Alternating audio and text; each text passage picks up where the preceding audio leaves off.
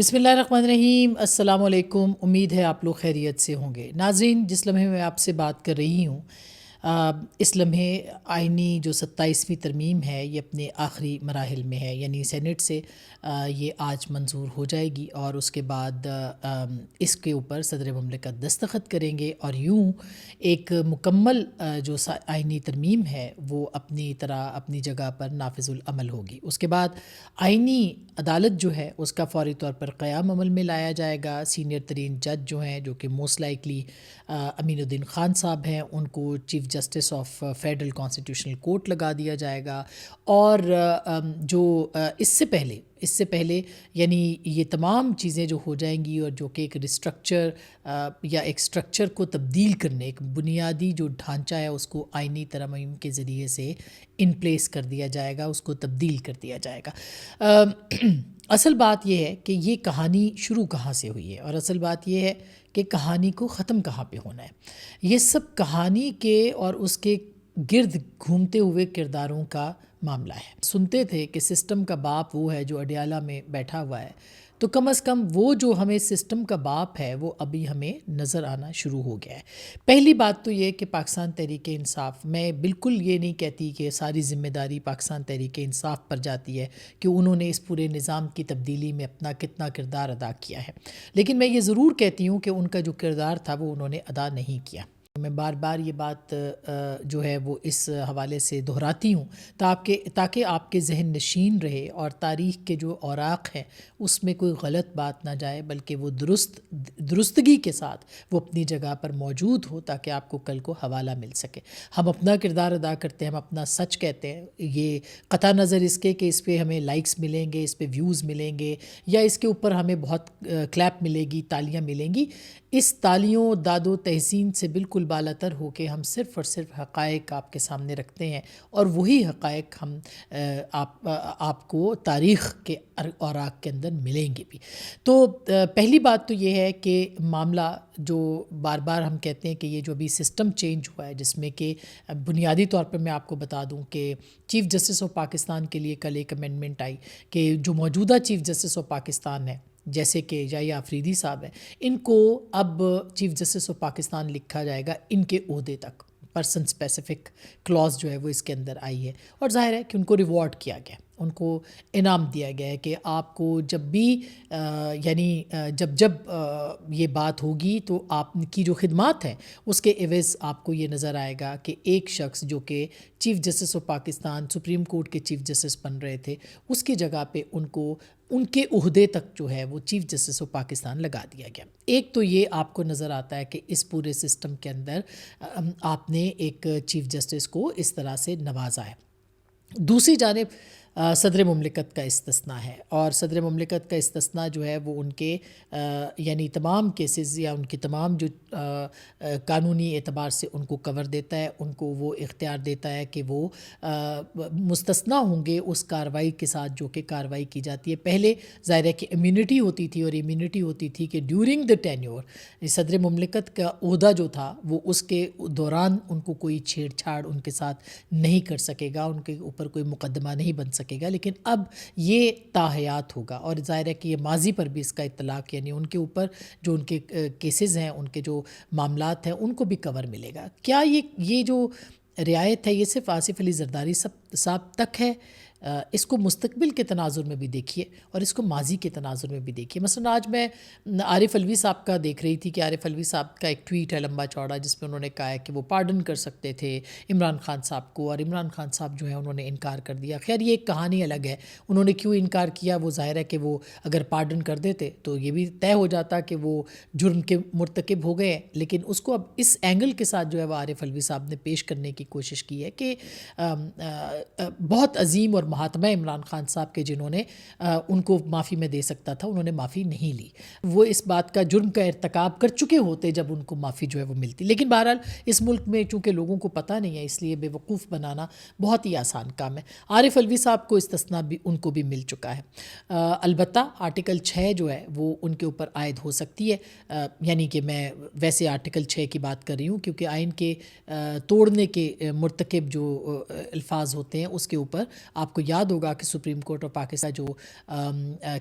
کا جو معاملہ تھا اس کے اندر عارف علوی صاحب کو بھی یہ کہا تھا کہ انہوں نے آئین جو ہے اس کو روکنے کی کوشش کی ہے، اور استعفے جو تھے وہ قبول نہیں کر سکتے تھے، مگر انہوں نے استعفے قبول کیے وزیر اعظم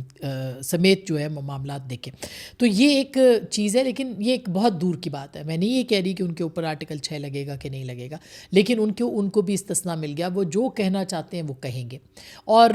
زرداری صاحب کو بھی استثناء مل گیا، اور آنے والے جو بھی صدر ہوں گے کیا پتہ یہ ان کا بھی بندوبست ہو اور ان کو بھی استثناء مل جائے. اسی طرح سے آپ دیکھیے کہ دیگر جو بھی معاملات ہیں، فیلڈ مارشل کو بھی استثناء ملا، اور اس سے ایک نظر بھی آیا کہ کل کو اگر سسٹم جو ہے وہ تبدیل ہوتا ہے تو اس کے اندر بھی ان کے لیے بھی ایک رعایت جو ہے وہ موجود ہوگی کہ 2/3 اکثریت ہوگی تو سارے معاملات جو ہیں وہ ہو سکتے ہیں. اور ظاہر ہے کہ 2/3 اکثریت حاصل کرنا بالکل پاکستان کے جو موجودہ معاملات ہیں اس کے اندر ناممکن ہوتا ہے. کسی کو بھی 2/3 اکثریت اگر بنتی بھی ہے تو وہ نہیں مل پاتی. ہم نے ماضی میں بھی دیکھا، ابھی بھی دیکھا ہے، اور شاید آئندہ بھی اسی طرح سے ہوتا جائے گا، کیونکہ سسٹم جو ہے وہ اپنے آپ کو ان پلیس کر چکا ہے، اور سسٹم جو ہے وہ پہلے بھی ان پلیس تھا، لیکن اب جو ہے وہ اپنے آپ کو مضبوطی اور مستحکم کے ساتھ جو ہے وہ لے کے کھڑا ہے. تو یہ سب تبدیلیاں جو ہیں وہ ہو گئیں، جو کہ ہم دیکھ رہے تھے کہ ہمارے نظروں کے سامنے یہ ناممکن لگتا تھا. ایسے لگتا تھا کہ اب سے کچھ عرصہ پہلے تک جو ہے وہ یہ نہیں ہو پائے گا. لیکن ان تبدیلیوں سے اب کیا ہوگا؟ اب یہ ہوگا کہ وہ جو سسٹم بنایا جا رہا تھا 15-20 سال کے لیے عمران خان صاحب کو لانے کے واسطے اور ان کو فیسیلیٹیٹ کرنے کے واسطے، اور ان کو جو ان کا جو ایک عہدہ ہے اور ان کا جو ٹینیور ہے، اور ان کے جو ساتھ ان کے جو سہارے تھے، یا ان کو جو کندھوں پہ لانے والے یا ان کو کندھا دینے والے، ان سب کا جو بندوبست تھا وہ یہی کہا جا رہا تھا کہ وہ 10 سے 15 سال کا ہوگا، اور وہ میں کئی بار آپ کے سامنے ایکسپلین کر چکی ہوں. لیکن اب وہی جو سسٹم ہے وہ اب ان کے ہاتھ میں نہیں رہا، بلکہ وہی سسٹم جو ہے اب وہ اس سیٹ اپ کے پاس آ گیا ہے، اور اس کی میں تفصیلات پہلے بھی آپ کو بتا چکی ہوں. لیکن یہ جو پورا معاملہ ہے اگر اس میں دیکھا جائے تو سسٹم کا باپ اب کون ہے؟ میرا خیال ہے یہ وہ آئیڈیاز ہیں جو کہ پاکستان تحریک انصاف دیتی رہی، اور یہ وہ بیان ہے. یعنی دوسری طرف بھی میں جب یہ سنتی ہوں، ایک طرف تو یہ ایکسٹریم ہے جس کا میں نے آپ کے سامنے احاطہ کیا ہے، دوسری طرف یہ ایکسٹریم ہے کہ یہ کہا گیا کہ جو شخص آئے گا، یعنی جب وہ شخص عمران خان کی طرف اشارہ کیا، جب وہ آئے گا تو اس کے منہ سے نکلا ہوا ہر لفظ جو ہے وہ آئین ہوگا.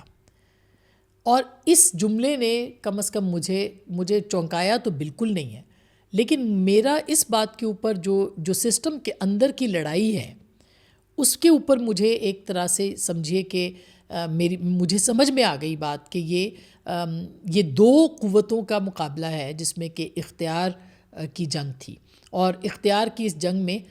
جو کہا ہوا لفظ ہے، یعنی دوسری طرف بھی آپ دیکھیں تو شخصی آمریت اپنے عروج پہ ہے، اور دوسری طرف بھی یہ معاملات کب خراب ہونے شروع ہوئے، جو سسٹم جو تھا یہ کس طرح سے بدلنا شروع ہوا کہ جب 6 مئی کو ایک پوری قوت کے ساتھ عمران خان صاحب جو کہ اس وقت کے سب سے مقبول اور پاپولر ترین لیڈر تھے، گو کہ اس وقت ان کے پاس عددی نمبر نہیں تھا یا ان کے پاس انتخاب سے پہلے کا کوئی پیمانہ نہیں تھا، مگر اس کے باوجود وہ مقبولیت حاصل کر چکے ہوئے تھے، وہ 6 مئی کو بات چیت کرتے ہیں اور اس بات چیت کو جو ہے وہ اس کا خاتمہ کر دیتے ہیں. اور وہ خاتمہ یوں ہوتا ہے کہ وہ کہتے ہیں کہ جی الیکشن فوری طور پر اسمبلی کو جو برخاست کیا جائے. اور ان کے پیچھے کیا تھا؟ اس لیے کہ 6 مئی کو اگر یہ مذاکرات کامیاب ہوتے، الیکشن ہوتے، اور ہو سکتا ہے کہ عمران خان صاحب 2/3 اکثریت ان کو نہ دلوائی جاتی تو بھی وہ حاصل کر لیتے، یا اگر نہ بھی وہ حاصل کرتے تو کم از کم بھاری اکثریت وہ حاصل کر سکتے تھے اور وہ الیکشن جیت کے آ سکتے تھے. اور اس کے بعد پھر آپ دیکھتے کہ عمران خان صاحب جو ہیں وہ کس طرح سے اپنے نظام کو تبدیل کر سکتے تھے، وہ اس کے اندر تبدیلیاں پولیٹیکلی لا سکتے تھے. مگر عمران خان صاحب جو ہیں انہوں نے ایک مرتبہ پھر یہ بات کہی کہ وہ اس سسٹم کا حصہ ہی نہیں بننا چاہتے، بلکہ وہ اس سسٹم کا باپ بننا چاہتے ہیں. اور پھر انہوں نے کیا کیا کہ 9 مئی ہوا، اور 9 مئی آپ کو پتہ ہے کہ یہ فوج کے اندر ایک کو تھا کہ جنرل عاصم منیر صاحب جو ہے ان کو ہٹا دیا جائے اور ان کی جگہ پر جو ہے وہ کوئی اور جنرل صاحب جو ہیں وہ آ جائیں. اور ظاہر ہے کہ اس کی ایک سپورٹ جو 9 مئی کے واقعات ہیں اس کو آپ دیکھیے تو آپ کو بہت ساری چیزیں جو ہیں وہ شواہد کے ساتھ نظر آتی ہیں، مگر بہرحال جب تک عدالت اس کا فیصلہ نہیں دے گی ہم اس کے اوپر بات نہیں کر سکتے. لیکن 9 مئی ہوا اور اس کا نقصان جو ہے وہ سب سے زیادہ پاکستان تحریک انصاف کو ہوا، اور اگر یہ کامیاب ہو جاتے تو آج عمران خان صاحب جو ہیں اپنے آرمی چیف کے ساتھ ہوتے، اپنے چیف جسٹس صاحب کے ساتھ ہوتے، وہ خود وزیر اعظم ہوتے، وہ اسی طرح کی ترامیم کر رہے ہوتے، وہ خود بادشاہ سلامت ہوتے، اور وہ خود جو ہے سسٹم کے باپ جو ہے وہ بن جاتے۔ اب اگر کہا جا رہا ہے کہ ایک طرف کا نقطہ نظر پی ٹی آئی کا یہ بھی ہے کہ ان کے خوف کی وجہ سے یہ سب ترامیم آئی ہیں، بالکل درست ہو سکتی ہے یہ بات، اس میں کوئی دو رائے نہیں ہے، لیکن یہ خوف ان کا جو ہے وہ کسی کی کامیابی بن گیا ہے۔ اس کے اوپر انہوں نے بالکل نہیں سوچا کہ یہ خوف جو ہے وہ جتنا خوف انہوں نے سسٹم کے اندر دیا، جتنا خوف انہوں نے لوگوں کے اندر بٹھایا کہ میں آؤں گا تو دیکھ لوں گا، میں آؤں گا تو میں فلانا صحافی، فلانا جرنیل، فلانا جج، ان سب کو دیکھ لوں گا،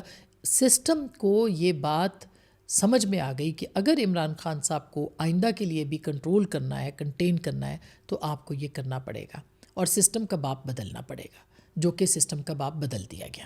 اب آئینی اعتبار سے اگر دیکھا جائے تو عمران خان صاحب جو کہ سسٹم کے باپ ان کی جماعت کہتی تھی ان کو، اور وہ کہتے تھے کہ وہاں بیٹھ کے وہ سب کام کر رہے ہیں، جیل کے اندر رہ کے وہ سارے جو ہے ان کے منصوبوں پہ عمل درآمد ہو رہا ہے، تو میرا خیال ہے کہ یہ ایک بہت بڑی غلط فہمی ہوگی جو کہ اب حالیہ دور کے اندر یا حالیہ ترامیم کے بعد ہمیں نظر آتی ہے۔ تو سسٹم کے باپ عمران خان صاحب تھے مگر وہ باپ بن نہ سکے، اور سسٹم جو ہے وہ اب کسی اور کے ہاتھ میں چلا گیا ہے۔ اسی طرح سے اگر آپ دیکھیں کہ اس وقت خیبر پختونخوا کے اندر عمران خان صاحب جو ہیں ان کی جماعت اقتدار میں ہے۔ کل وہاں پہ ایک امن جرگہ بھی ہوا، اور امن جرگہ جو ہے اس کے اندر اس جرگے کے اندر یہ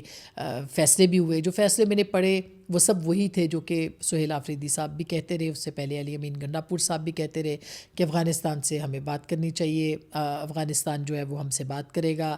یہ بھی کہا کہ ان کو بیچ میں صوبائی اسمبلی کی مشاورت ہونی چاہیے، ان کی مشاورت ہونی چاہیے، کارروائی کوئی بھی کی جائے اس سے پہلے مشاورت ہونی چاہیے، اس کے بعد مشاورت ہونی چاہیے۔ یہ سب باتیں تو پہلے سے بھی ہو رہی تھیں۔ جو جرگہ ہے اس نے کوئی قابل عمل لائے عمل جو قابل جسے کہتے ہیں نا عمل جو حکمت عملی ہے وہ انہوں نے اس کے اندر پیش نہیں کی ہے۔ یہ سب باتیں وہ جو کہہ رہے ہیں یہ ہونی چاہیے مگر یہ ہوئی نہیں ہیں۔ ایک خوشائند بات ضرور ہے کہ جرگہ جو ہے اس نے بیٹھ کے یہ فیصلہ کیا کہ ہمیں امن کے لیے کوششیں کرنی ہے، یہ خوشائند بات ہے، اس میں کوئی شک نہیں، اس کا کریڈٹ سہیل آفریدی صاحب کو جانا چاہیے اور جا سکتا ہے، مگر ان فیصلوں کے اوپر عمل درآمد کے لیے قابل عمل جو چیزیں ہیں وہ کیسے ہونی ہے، اس کا اب وفاق اور صوبوں کو طے کرنا ہے، اور وفاق اور صوبے طے کر سکتے ہیں اگر سہیل آفریدی صاحب وفاق کے ساتھ چلے، اور اگر وفاق کے ساتھ وہ نہ چلے تو وہ جو وہاں امن کی خواہش ہے اور وہ جہاں وہاں پہ جو قبائلی رہنماؤں کے ساتھ بات چیت وفاق ڈائریکٹلی کر رہا ہے، وہ جو بات چیت ہے وہ عمران خان صاحب کے لیے فائدہ مند نہیں ہوگی بلکہ وہ ان کے نقصان میں ہوگی، کیونکہ رائے عامہ دہشت گردی اور دہشت گردوں کے خلاف ہے۔ رائے عامہ دیکھ رہی ہے کہ اسلام آباد تک دہشت گرد پہنچ گئے ہیں، رائے عامہ یہ سمجھ رہی ہے کہ ان کے ساتھ اگر کوئی پولیٹیکلی کھڑا ہوگا، ان کے ساتھ کوئی مذاکرات کی بات کرے گا تو وہ بالکل بھی اس کو پسندیدگی کی نگاہ سے نہیں دیکھا جائے گا۔ تو ایک طرح سے دیکھا جائے تو اگر سہیل آفریدی صاحب یعنی اب جو سسٹم ہے اگر وہ اس کے ساتھ سہیل آفریدی صاحب نہیں چلے تو یہی سسٹم جو ہے وہ اب خیبر پختونخوا کے اندر تبدیل ہو سکتا ہے، جو ایک ہاتھ میں عمران خان صاحب کے حکومت ہے وہ حکومت بھی جا سکتی ہے۔ اب ظاہر ہے اس کا پاپولر نیریٹو تو وہ یہی بتائیں گے کہ عمران خان صاحب تو یہی چاہتے ہیں، وہ تو اقتدار کو اپنے جوتے کی نوک پہ رکھتے ہیں، اور وہ یہ سب چیزیں جو ایک بیانیہ ہے وہ دیا جائے گا، لیکن یہ اقتدار کو جوتے کی نوک پہ رکھنے کی بات نہیں ہے۔ یہ اگر ایسا ہے تو پھر تو آپ کو الیکشن ہی نہیں لڑنا چاہیے، پھر تو آپ کو اس پروسیس کا حصہ ہی نہیں ہونا چاہیے، پھر تو آپ کو سیاسی جماعت ہی نہیں ہونا چاہیے۔ مگر پچھلے کچھ عرصے کی جو ڈیولپمنٹس ہیں اس نے ثابت کیا ہے کہ سیاسی حکمت عملی میں پاکستان تحریک انصاف کے پاس ان کے پاس کوئی سیاسی جماعت کے طور پر حکمت عملی موجود نہیں تھی۔ یہی وجہ ہے کہ 80 سیٹوں کے ساتھ جو ہے وہ آپ نے 2 ترامیم کو بڑا سمودلی پاس کروا دیا۔ آپ نے احتجاج کیا لیکن آپ نے تجاویز اپنی جو ہے وہ پیش نہیں کی، آپ نے تجاویز پیش کی ہوتی، یہ سسٹم جو ہے وہ اس کو سنتا، عوام کو یہ بات سمجھ میں آتی، آپ حصہ بنتے، اور جو بہت جلدی ہوا ہے یہ ڈیلے ہو جاتا یہ معاملہ، یہ ٹائم ٹیکنگ ہوتا، یہ اس کا وقت کا حصول ہوتا، اور یوں حکومت کے لیے بھی مشکلات ہوتی۔ لیکن وہی ہوا کہ آپ نے احتجاج کیا، واک آؤٹ کیا، واک اوور دیا اور اس کے بعد ترامیم جو ہیں وہ ایزیلی پاس ہوتی چلی گئی. تو یہ جو ایک سیاسی طور پر کہاں اس وقت پاکستان تحریک انصاف سٹینڈ کرتی ہے اپنی اتنی بڑی اسٹرینگتھ کے ساتھ قومی اسمبلی کے اندر اور سینٹ کے اندر، اس وقت جو صورتحال ہے اس میں پاکستان تحریک انصاف کی جو سیاسی حکمت عملی ہے وہ کہیں موجود نظر نہیں آتی، اور یہی وجہ ہے کہ سسٹم بھی بدل گیا اور سسٹم کا باپ بھی. اپنا خیال رکھیے گا. اللہ نگہبان.